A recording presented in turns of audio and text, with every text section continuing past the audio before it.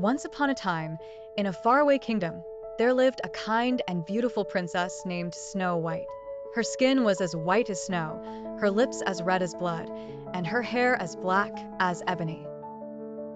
She was loved by all for her gentle and sweet nature, but her stepmother, the queen, was envious of Snow White's beauty. The queen had a magical mirror, and each day she would ask it, "Mirror, mirror on the wall, who is the fairest of them all?" For many years, the mirror always replied that the queen was the fairest. But one day, the mirror told her that Snow White had become the fairest in the land. Overcome with jealousy, the queen decided Snow White must be eliminated. She ordered a huntsman to take Snow White deep into the woods and kill her. The queen also commanded him to bring back Snow White's heart as proof.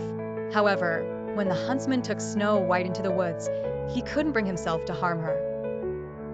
He begged Snow White to run far away and never return to the kingdom. Snow White, with tears in her eyes, fled into the dark forest, leaving all she had ever known behind.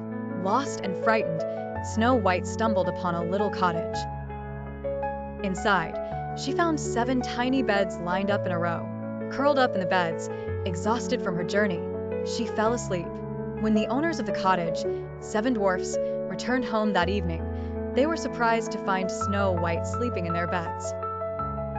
Once awake, Snow White explained her predicament to the dwarfs, who took pity on her and invited her to stay with them. She gratefully accepted and promised to cook, clean, and take care of the little house. Meanwhile, in the castle, the queen again asked her magic mirror who was the fairest. To her horror, the mirror responded, "Snow White, who lives with the 7 dwarfs, is the fairest of them all." The queen, furious that Snow White was still alive, disguised herself as an old peddler woman and set off to find the cottage. When Snow White was alone, the queen offered her a poisoned apple.